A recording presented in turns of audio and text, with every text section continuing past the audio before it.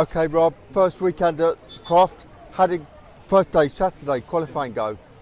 Qualifying was a bit tough for us. We came in with the hope that what we had at Alton Park would transfer over to Croft.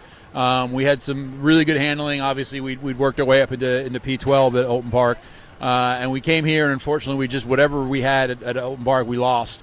And so we struggled a bit more than we would have liked in qualifying. We ended up, I think it was P28, a bit off the pace, and really just kind of struggling again with the handling, kind of back to where it was at the beginning of the year. So, it was a bit of tough for the guys because we've been working really hard, but we've just sustained damage at every race. That's really required us to work really hard to just get the car back on track, let alone actually get any testing in.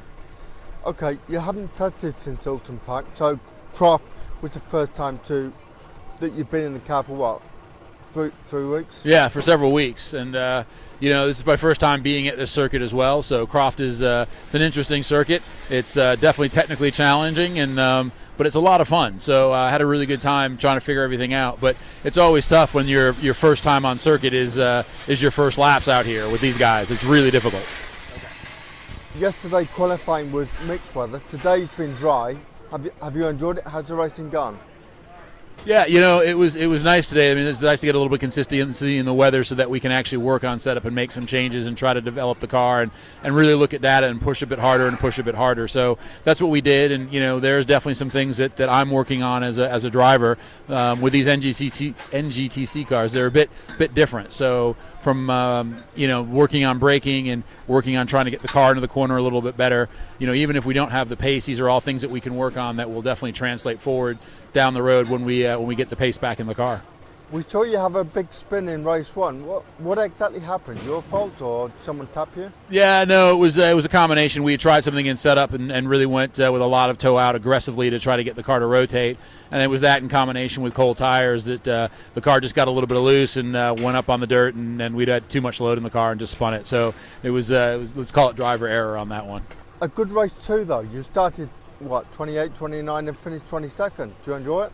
Yeah, no, it was a good move to the front. We ended up P21 and really good pace, and we were really happy with the way things were shaping up in the with the car. Still obviously not where we want to be, but it was a good, clean race. We made a couple of really good passes, and it's always nice, regardless of what you've got, is to be able to race with some of the guys and go out and have a bit of fun. So race 2 was really good. Okay, race 3 was disappointing. We saw you peel off into the pits, join the safety car. What happened?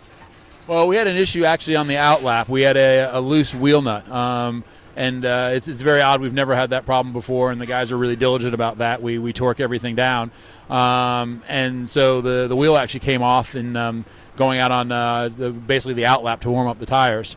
So I was able to limp it back over to the pits, and they went in and replaced it, and then we put a new nut on and got everything cinched down.